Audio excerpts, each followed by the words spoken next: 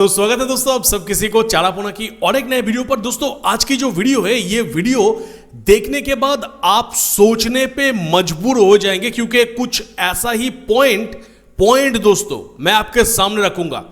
एक ऐसी बात मैं आज आपके सामने रखने जा रहा हूं, पहली बार, जो मैं आपको गारंटी के साथ कह सकता हूं कि सुशांत सिंह राजपूत, दिशा सालियन की केस को लेके जितने सारे लोग आपके सामने ये अपडेट वगैरह पेश करते हैं, उनमें से कोई भी ये पॉइंट के बारे में आपको कभी भी नहीं बताएंगे। मैं आपको गारंटी के साथ कह रहा हूं। तो क्या है वो पॉइंट? क्या ऐसी बात हमारे सामने आज उठकर आया है जिसको लेके हमें थोड़ा सा टेंशन करना चाहिए? क्योंकि दोस्तों अच्छाई के पीछे गलत रहता है, उजाले के पीछे अंधेरा रहता है और व्हाइट के पीछे ब्लैक रहता है। यही तो हमारी दुनिया की कानून है, यही तो हमारी सिस्टम है। तो क्या मैं बात आज आप लोगों के सामने रखने जा रहा हूं। चलिए विस्तार में आप लोगों के साथ ये बात को डिस्कस कर लेते हैं। तो मैं हर किसी से रिक्वेस्ट करूंगा कि वीडियो को जरा से भी एक भी पॉइंट पे स्किप मत करिएगा, क्योंकि आज की वीडियो स्पेशली आप लोगों के लिए दोस्तों बेहद खास होने जा रहा है। और साथ ही साथ अगर हो सके तो वीडियो को दोस्तों जरा सा हाइप कर दीजिएगा, ताकि और भी ज्यादा ऐसे सारियन के पास ये वीडियो पहुंचे। तो चलिए जान लेते हैं वो पॉइंट के बारे में, यानी वो खतरनाक पॉइंट के बारे में। तो फिलहाल दोस्तों जो चीज मैं आपके सामने रखने जा रहा हूं वो चीज को यहां से नहीं बल्कि यहां से सोचिएगा, क्योंकि कुछ चीज ऐसे होते हैं जिसको आप दिल से नहीं बल्कि दिमाग से सोचना पड़ता है। और वो चीज क्या है? वो चीज यही है कि देखिए, दिशा सालियन की केस में अब बहुत कुछ हो रहा है, बहुत सारे प्रगति हो रहा है इस केस को लेके, बहुत सारे लोगों को खींचा जा रहे हैं। बहुत सारे ऐसे पुलिस ऑफिसर थे जो कि करप्टेड पुलिस ऑफिसर्स, बहुत सारे ऐसे पॉलिटिकल लीडर हैं जिन लोगों के नाम दिशा सालियन की केस में लिया गया है, और उन लोगों को अरेस्ट करने की एक मांग उठा है। और उसी के साथ साथ सुशांत सिंह राजपूत की केस भी दिशा सालियन की केस के साथ सेम रफ्तार पकड़ के आगे चल रहा है, और जो कि नीलेश ओझा सर, उनकी पूरी टीम बेहद कोशिश कर रहे हैं, इसमें कोई संदेह नहीं है। वो लोग लगातार कोशिश किए जा रहे हैं। अगर नॉर्मली अगर हम इस चीज को सही तरीके से ले तो वो लोग लगातार कोशिश कर रहे हैं कि किस तरीके से वो दोनों को जस्टिस दिया जाए। पर दोस्तों इस जगह को क्या आप नोटिस किए कि दिशा सालियन की फादर मिस्टर सतीश सालियन और दिशा सालियन की मदर, तो जब दिशा की मौत हुई उसके बाद ही 2020 की मैं घटना कह रहा हूं आपके सामने, उसके बाद मीडिया, पॉलिटिकल लीडर्स के अंदर नीलेश राणे, नारायण राणे, नीतेश राणे, ये लोग, और मीडिया के अंदर अर्नब गोस्वामी, तो ये लोग दिशा सालियन की केस को लेके न्यूज मीडिया में अर्नब गोस्वामी बार बार ये चीज कह रहा था कि दिशा सालियन के साथ, हालांकि मैं उस बात को यूज नहीं करना चाहूंगा कि दिशा सालियन के साथ दुष्कर्म करने के बाद उसके बाद उनको मार दिया गया था, सही बात। उसके बाद यही बात नीलेश राणे, नारायण राणे, नीतेश राणे, ये लोग भी कई बार मीडिया के सामने आके कहा कि दिशा सालियन के साथ दुष्कर्म हुआ था, उसके बाद उनको मार दिया गया। पर उस टाइम पे दोस्तों दिशा सालियन की परिवार वालों के तरफ से यह कहा गया था कि उनकी बेटी के साथ ऐसा कुछ भी नहीं हुआ। देखिए ये जो पॉइंट है दोस्तों, मैं एक बार फिर से डिस्क्लेमर दे रहा हूं कि दिमाग से सोचिएगा, क्योंकि आज की पॉइंट बहुत ज्यादा कंट्रोवर्शियल है। तो बात यही है कि उस टाइम पे दिशा सालियन की परिवार वालों ने प्रोटेस्ट किया था कि नहीं, ये लोग जो बात रख रहे हैं मीडिया के सामने आकर, इससे दिशा सालियन की जो छवि है वो खराब हो रहे हैं। और जिस वजह से उन लोगों के नाम पे, यानी नीलेश राणे, नारायण राणे, नीतेश राणे, अर्नब गोस्वामी, तो इन लोगों के नाम पे एक मालवानी थाने पर जाके एक कंप्लेन लॉन्च किया था दिशा सालियन की परिवार ने कि हमारी बेटी को सरेआम बदनाम किया जा रहा है मौत के बाद। और जो एफआईआर अभी भी विथड्रॉ नहीं हुआ है, वो एफआईआर अभी भी है। अब कट टू 2025 में हम क्या देखें कि दिशा सालियन की father mister Satish Salian recently court में जो कुछ भी हो रहा है, तमाम अपडेट चारापोना के जरिए आपको मिल रहा है। तो रिसेंटली हम देख पा रहे हैं कि दिशा सालियान की फादर मिस्टर सतीश सालियान ने कोर्ट के सामने एक पीआईएल सबमिट किया और उस पीआईएल के जरिए दिशा सालियान की फादर का यह कहना है कि हमारी बेटी के साथ दुष्कर्म हुआ, उसके बाद हमारी बेटी को मार दिया गया और जिस वजह से हम न्याय चाहते हैं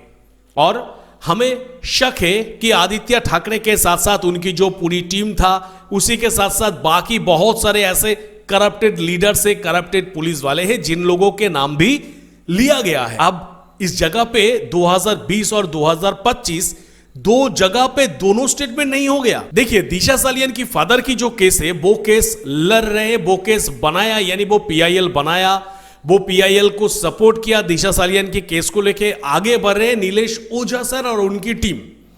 तो इस जगह पे सबसे बड़ी सोचने वाली बात यह है कि अगर सब कुछ सही रहा तो फिर इस पीआईएल के जरिए दिशा सालियान को न्याय मिलेगा, यह तो गारंटेड है। पर दोस्तों अगर दिमाग को थोड़ा सा हम इस्तेमाल करें इस जगह पे, तो क्या कुछ ऐसी होने की कोई संभावना है कि ये जो पीआईएल जब कोर्ट में उठेगा जज तो क्वेश्चन करेगा, जज तो ऑब्वियसली क्वेश्चन करेगा कि क्यों आपने 2020 में कहा कि दिशा सालियान को बदनाम किया गया है सरेआम पब्लिक प्लेस पर, और जिसके लिए आपने अर्नब गोस्वामी के साथ साथ राणे परिवार को भी एफआईआर किया उन लोगों के नाम पर, और 2025 में आके आप कह रहे हैं कि आपकी बेटी के साथ दुष्कर्म होकर आपकी बेटी को मार दिया गया, उसके लिए आप जस्टिस चाह रहे हैं। तो दोनों में से किसी एक को तो आपको चूज करना है मिस्टर सतीश सालियान, तो दोनों में से आप कौन सी चूज करेंगे ये तो जज पूछेंगे ना उनसे, ये तो स्वाभाविक है। तो सतीश सालियान जी वो ही तो कहेंगे जो अभी पीआईएल किए हैं। तो सतीश सालियान जी कोर्ट के सामने ये कहेंगे कि जज साहब मैं यही चूज करूंगा कि मेरी बेटी के साथ दुष्कर्म हुआ जो कि मैंने पीआईएल में बताया, और आप उसी हिसाब से इस केस को आगे रखिए। तो फिर जज साहब तो यही कहेंगे। तो फिर 2020 में आपने जो अर्नब गोस्वामी उसी के साथ साथ जो राणे परिवार के ऊपर एफआईआर दर्ज करवाई थी और उन लोगों को अरेस्ट करने की बात किया था,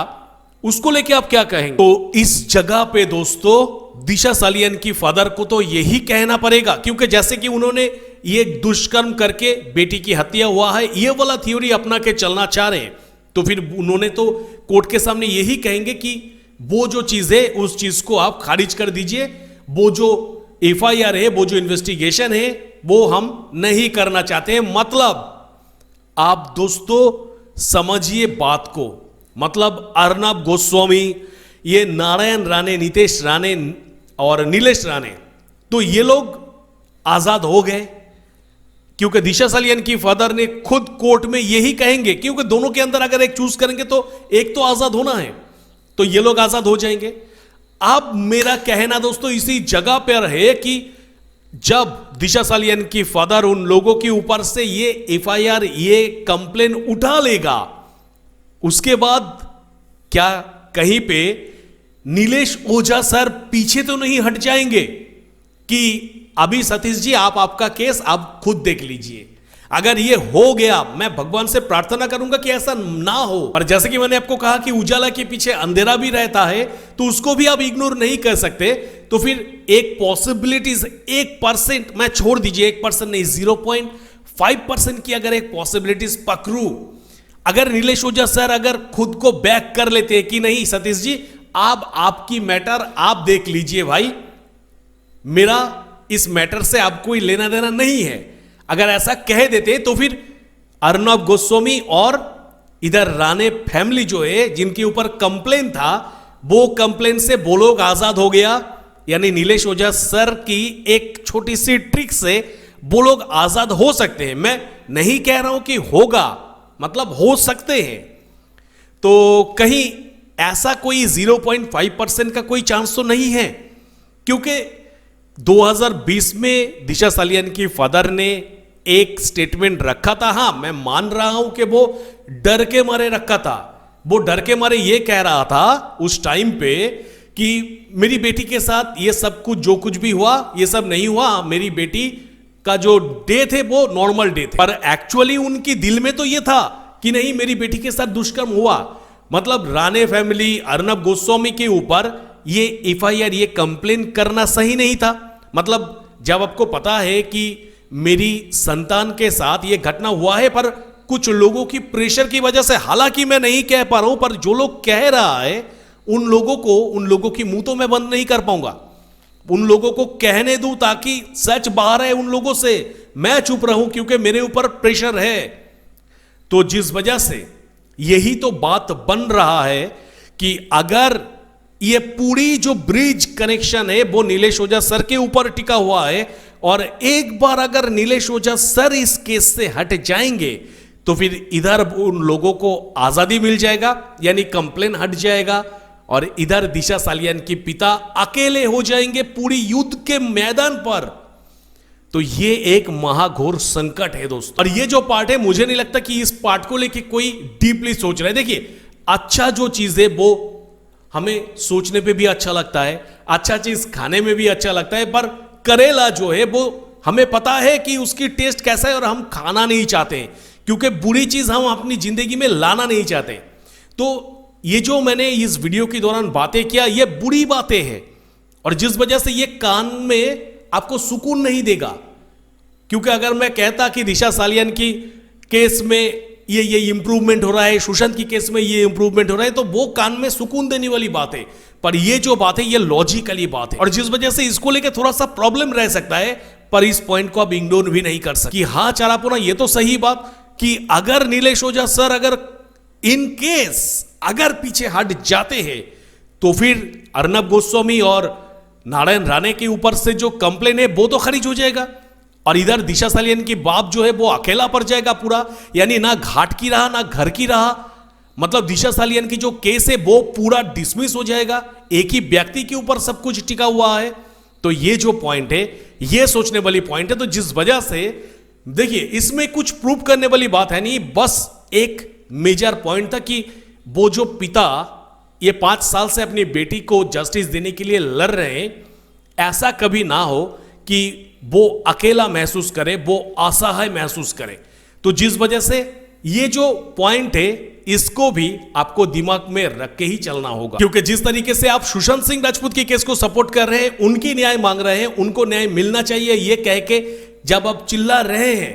तो फिर आपको यह भी देखना होगा कि सुशांत के साथ साथ दिशा सालियान को भी उनकी हक की न्याय मिलना है। क्योंकि मेरा कंसर्न इस जगह पे इतना ही था कि मैं भी दिल से मानता हूं कि दिशा के साथ गलत काम हुआ है, उसके बाद उनको मार दिया गया है, और उस जगह पे जब अर्नब गोस्वामी पहले दिन से अपनी आवाज बुलंद कर रहा था, राणे परिवार जब अपनी आवाज बुलंद कर रहा था, तो वो तो अच्छी बात है। तो फिर उनकी बात को